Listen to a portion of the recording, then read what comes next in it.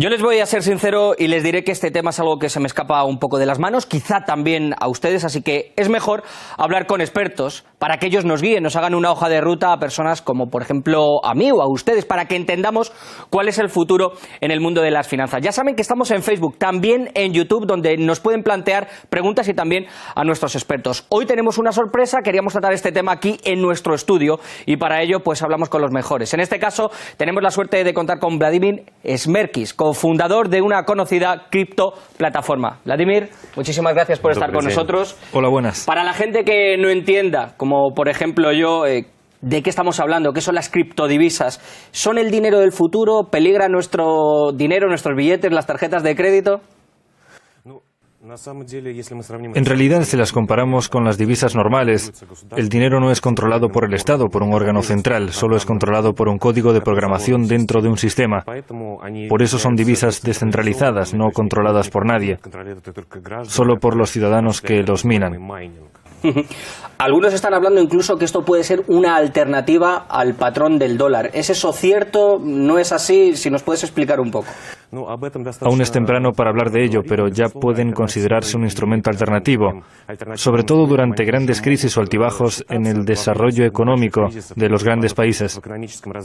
Muchos ven las criptodivisas como un instrumento para conservar dinero y capital. Expertos como tú habláis mucho de blockchain, algo que a nosotros nos puede sonar un poco a chino casi. Es una palabra que utilizáis mucho para un ignorante, por ejemplo, como yo, o para alguien que no sepa mucho del tema y que nos esté viendo. ¿Qué es esto y en qué consiste? El blockchain, la cadena de bloques, es algo muy simple. Es la conservación descentralizada de datos.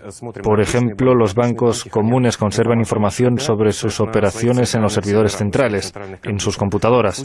En el caso de las criptodivisas, la cadena de bloques es un gran número de computadoras que tienen las personas en todo el mundo que realizan estas operaciones. Es decir, no hay un propietario de estos servidores, nadie los puede robar o quitárselos. Hasta que existan al menos dos computadoras en el sistema se realizan las operaciones.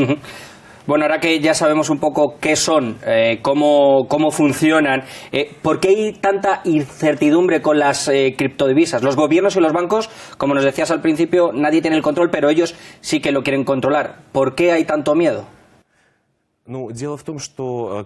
Las criptodivisas, o más correctamente los criptoactivos, no siempre son dinero. El principal sistema monetario es el Bitcoin. Cuando yo le doy un Bitcoin y usted me da una mercancía o un servicio, yo puedo especular con eso.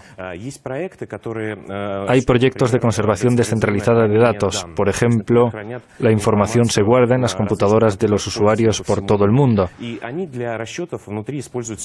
para los cálculos dentro del sistema se utiliza una unidad de medida que es la criptodivisa. De modo que no todos los proyectos son consucedáneos de divisas o sustitutos del dinero. Muchas veces se utilizan otros sistemas de medida para que las personas puedan intercambiar información y realizar operaciones dentro del sistema.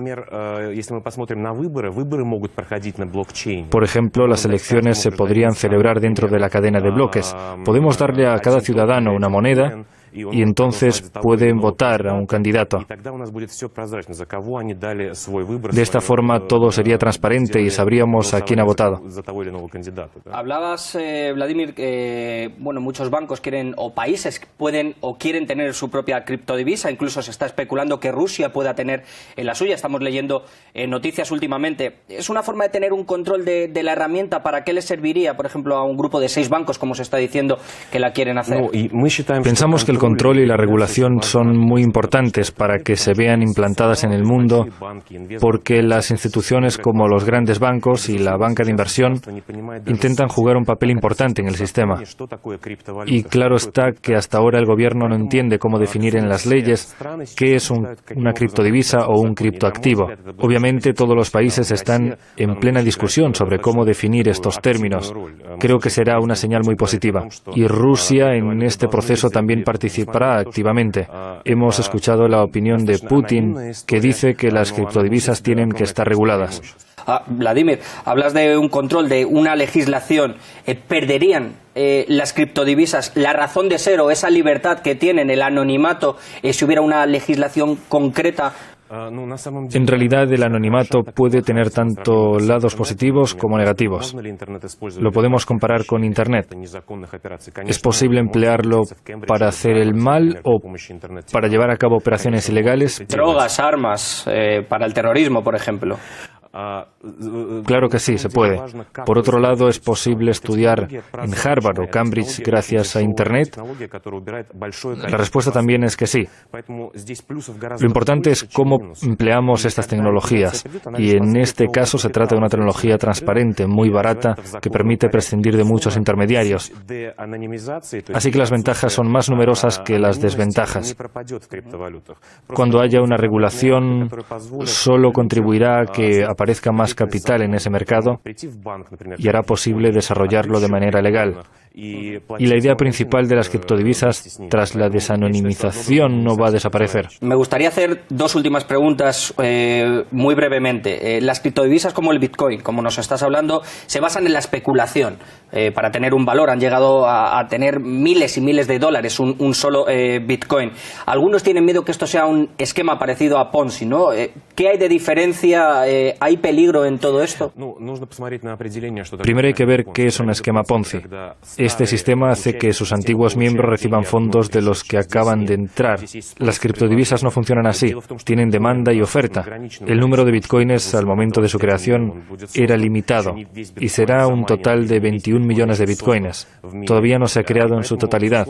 Y claro, si hay demanda, cuanto más lo emplean por todo el mundo, más valor tiene. Esa es la principal diferencia. Y no se trata de un esquema Ponzi. Y Vladimir, por último, has hablado en materia de seguridad, de acciones ilícitas, se habla de una inversión en más sistemas de rastreo, con el tema del anonimato que también nos decías, y se habla mucho del fintech. ¿Eso es realmente posible hoy? ¿Se necesita una evolución, una revolución? ¿En qué consiste? Bueno, ante todo, permitirá reducir el precio de las operaciones jurídicas, financieras, quitar a muchos intermediarios de la cadena. La revolución ya ha llegado. Sabemos que más de 35 países forman parte de muchas asociaciones, entre ellos los bancos rusos. Ellos utilizan esta tecnología y sus actividades. Tenemos que entender que las criptodivisas son una sustancia y la tecnología que hay detrás de ellas es otra.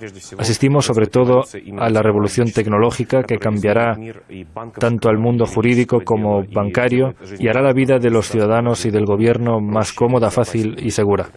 Pues Vladimir, muchísimas gracias por haber estado con nosotros aquí en el Zoom. Nos has dado una clase magistral, no solo a mí el primero, sino yo creo que a toda la gente que nos está viendo a través de las pantallas y de Internet. Muchísimas gracias por haber estado con nosotros. Gracias por invitarme. El debate actual sobre los riesgos